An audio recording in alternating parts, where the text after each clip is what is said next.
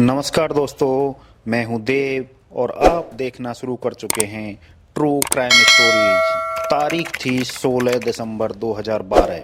ये वो तारीख है जब देश की राजधानी दिल्ली में एक रेप की घटना हुई। ये वो डरावनी घटना थी जिसने पूरे देश को हिला कर रख दिया और आज भी लोग इस घटना को नहीं भूल पाए हैं। ये घटना थी निर्भया कांड। यह घटना देश की राजधानी दिल्ली में 16 दिसंबर 2012 को हुई थी। उस रात दिल्ली में कड़ाके की ठंड पड़ रही थी। वहीं पैरामेडिकल की पढ़ाई कर रही एक स्टूडेंट अपने फ्रेंड के साथ एक मूवी देखकर साकेत के मॉल से निकली थी और मुनीरका में बस का इंतजार कर रही थी। दोस्तों, शायद दोनों को इस बात का अंदाजा नहीं था कि बुरा लम्हा उनका इंतजार कर रहा है। 16 दिसंबर की उस रात को काफी ठंड थी जब निर्भया और उनके दोस्त ऑटो में सवार थे। उस समय रात के करीब 8 बज रहे थे। हमने पहले घर के लिए डायरेक्ट ऑटो से जाने का फैसला किया, लेकिन ऑटो वाले माने नहीं। उन्होंने कहा इतनी दूर तक सवारी नहीं बैठाते, हमारा भी घर जाने का टाइम होता है। जिसके बाद हमने ऑटो से कहा कि आप मुनीरका तक छोड़ देना क्योंकि रात काफ़ी हो चुकी है। ऐसे में हमने फैसला किया कि मुनीरका से घर के लिए दूसरा साधन देख लेंगे। दोनों मुनीरका के लिए बस स्टैंड पर उतरे। उस समय रात के करीब 8:30 बज रहे थे। निर्भया के दोस्त ने बताया कि जब मैं और निर्भया बस स्टैंड पर उतरे तो एक सफ़ेद रंग की बस पहले से ही वहां खड़ी थी, जिसमें एक लड़का बार बार कह रहा था, चलो कहाँ जाना है। दोस्त ने बताया कि बस में 6 लोग सवार थे और ऐसा दिखावा कर रहे थे जैसे बस में काफ़ी सवारियां बैठी हों। एक छोटा लड़का पालम मोड़ और द्वारका मोड़ के लिए आवाज़ लगा रहा था। ऐसे में एक लड़का बार बार मेरी दोस्त निर्भया को बोल रहा था, दीदी चलो कहाँ जाना है, हम छोड़ देंगे। जिसके बाद हम दोनों बस में बैठ गए। दोस्तों, किसी ने नहीं सोचा था कि बस की सवारी उनके लिए ये जानलेवा साबित होगी। जब बस थोड़ी देर आगे चली तो उसके दोस्त को शक हुआ। उसको लगा कि कुछ सही नहीं चल रहा है। उन्होंने मुझसे किराया मांगा तो मैंने 20 रुपये किराए के दे दिए। निर्भया के दोस्त ने बताया कि जैसे ही बस थोड़ी आगे चली तो दोषियों ने बस का गेट बंद कर दिया और 3 लोग सीट पर आ गए। मेरे चेहरे पर पहले घूंसा मारा, जिसके बाद निर्भया ने फ़ोन ट्राई किया लेकिन दोषियों ने फ़ोन छीन लिया। उन्होंने मारने के लिए 3 रॉड का इस्तेमाल किया। कोई सिर पर मार रहा था, कोई पीठ पर तो कोई मेरे हाथों पर मार रहा था। जिसके बाद मेरे पैरों पर रॉड से खूब मारा। जैसे ही मैं गिरा, दोषी मेरे ऊपर से निर्भया को खींच कर ले गए, जहां उन्होंने हैवानियत की सारी हदें पार कर दी। उस समय मैंने कांच तोड़ने की कोशिश की, लेकिन बस का कांच इतना मजबूत था कि हाथ से नहीं टूट सका। इसी दौरान 2 से 3 लोग मुझे लगातार मार रहे थे। वहीं पिछली सीट में निर्भया के साथ दोषी इंसानियत की सारी हदें पार कर रहे थे। निर्भया के दोस्त ने बताया कि दोषी आपस में बातचीत करते हुए कह रहे थे कि लड़की मर गई है, अब इन्हें फेंक देना चाहिए। यहाँ तक उनकी मंशा थी कि हम पर बस चढ़ा दें ताकि हम दोनों मर जाएं और किसी को पता न चले कि आखिर 6 दिसंबर की उस रात को हुआ क्या था। दोषियों ने दोस्त और निर्भया को झाड़ियों में फेंक दिया, जिसके बाद उन पर बस चढ़ाने की कोशिश भी की, लेकिन उसके दोस्त ने निर्भया को दूसरी तरफ खींच लिया, जिस वजह से वह बस उनके ऊपर चढ़ नहीं पाई। बता दें कि जिस जगह पर दोनों को फेंका गया था वह दक्षिणी दिल्ली के महिपालपुर के नज़दीक बसंत विहार का इलाका था। निर्भया के दोस्त ने बताया कि जिस रोड पर हमें फेंका गया वहां लगातार गाड़ियां, ऑटो वाले आ रहे थे। मैं हाथ हिलाकर मदद मांगने की कोशिश कर रहा था।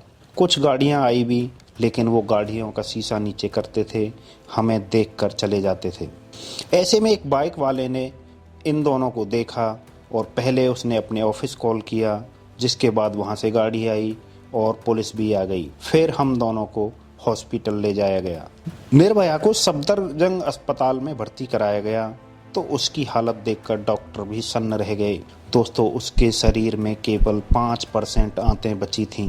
कई दिनों तक इलाज के बावजूद जब निर्भया की हालत में सुधार नहीं हुआ तो उसे इलाज के लिए सरकारी खर्चे पर सिंगापुर भेज दिया गया, जहां कई दिनों तक जिंदगी मौत के बीच झूलने के बाद उसने 29 दिसंबर की रात को दम तोड़ दिया। देश की राजधानी में हुए इस कांड के बाद हर कोई दिल्ली पुलिस और देश की राजधानी में लॉ एंड ऑर्डर पर सवाल खड़े कर रहा था। वहीं केस की जांच अफसर के मुताबिक निर्भया के बयान अपराधियों को पकड़ने में काफ़ी मददगार साबित हुए। उन्हें बस में लाल रंग की सीटें और उन पर पीले कवर चढ़े थे। वहीं लड़की या उसका दोस्त उन्हें पहचानते नहीं थे। वहीं बयान के आधार पर ऐसी 300 बसों को शॉर्टलिस्ट किया गया जिनकी बस में लाल रंग की सीटें और उन पर पीले कवर चढ़े थे। जिसके बाद वसंत कुंज इलाके के सीसीटीवी कैमरों की खोज की गई, लेकिन कोई पुख्ता सुराग नहीं मिला। सिर्फ एक बस पर यादव नाम लिखा दिखाई दिया। इसी के आधार पर बस की तलाश शुरू की। ऐसी एक बस दिल्ली के बाहरी इलाके में खड़ी मिली। इससे भरोसा हो गया कि अपराधी जरूर आसपास के इलाके में ही होंगे। 18 घंटे में ही पुलिस ने मुख्य आरोपी राम सिंह, जो कि बस ड्राइवर था, को अरेस्ट कर लिया। इसके बाद उसके भाई मुकेश को पकड़ा। बाकी 4 आरोपी भी जल्दी ही गिरफ्त में आ गए। इस कांड में शामिल राम सिंह, पवन कुमार गुप्ता, मुकेश सिंह, विनय कुमार शर्मा और अक्षय कुमार शामिल थे। इस घटना में उनके साथ एक नाबालिग भी शामिल था। कहा जाता है कि उसी ने निर्भया के साथ सबसे ज़्यादा बहसियाना हरकत की थी और रॉड डालकर उसकी अंतड़ियां बाहर निकाल दी थीं। लेकिन नाबालिगों को सजा न दिए जाने के कानूनी झोल का फायदा उठाकर वह सजा से बच निकला। इस बीच पुलिस के मुताबिक मार्च 2013 में मुख्य आरोपी राम सिंह ने तिहाड़ जेल में खुदकुशी कर ली, जबकि अगस्त 2013 में नाबालिग अभियुक्त को जुवेनाइल कोर्ट ने रेप और हत्या का दोषी घोषित करते हुए 3 साल के लिए बाल सुधार गृह भेज दिया। निर्भया कांड के बचे शेष 4 दोषियों मुकेश सिंह, विनय शर्मा, पवन गुप्ता और अक्षय ठाकुर को सितंबर 2013 में दिल्ली की एक फास्ट ट्रैक कोर्ट ने गैंगरेप, हत्या और सबूत मिटाने के लिए दोषी ठहराया। चारों को मौत की सजा सुनाई गई। दूसरी ओर दोषियों को फंदे पर लटकाने से रोकने के लिए याचिकाएं और पैंतरे चले गए, लेकिन पहले दिल्ली हाई कोर्ट, फिर सुप्रीम कोर्ट और फिर राष्ट्रपति की ओर से दया याचिका खारिज कर दी गई।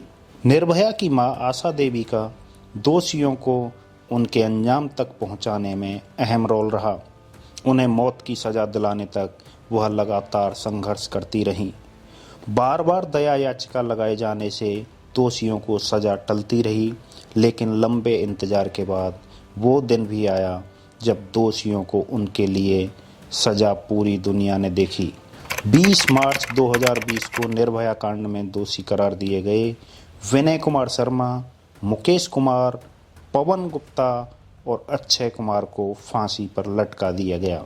निर्भया केस में हुई दरिंदगी ने पूरे देश को हिलाकर रख दिया। इस घटना के खिलाफ दिल्ली में कई दिनों तक जबरदस्त प्रदर्शन हुए, जिसमें हजारों लोग सड़कों पर उतरे। दुनिया के तमाम देशों की मीडिया ने भी इस घटना पर खूब कवरेज की।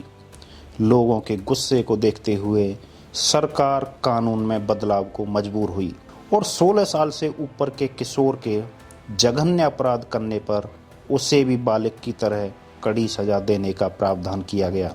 इसके साथ ही देश भर में महिलाओं की सुरक्षा के लिए केंद्र सरकार ने निर्भया फंड बनाया, जिसके जरिए वुमेन सेफ्टी से जुड़े कई कदम उठाए गए। दोस्तों, ये थी निर्भया के साथ हुई वहशियत की पूरी कहानी। दोस्तों, उसने अपनी ज़िंदगी की जंग सिंगापुर में हार गई वो, और उसके पीछे बहुत सारे कानून में चेंजेज हुए और बहुत सारे लोग रोडों पर उतरे थे। दोस्तों, इस कहानी को सुनाने का मकसद हमें किसी को डराने का नहीं है। हमारा मकसद किसी को भयभीत करना नहीं है, हमारा लोगों को जागरूक करना है। मिलते हैं ऐसी ही किसी एक खौफनाक कहानी के साथ जल्दी ही। तब तक के लिए बाय बाय।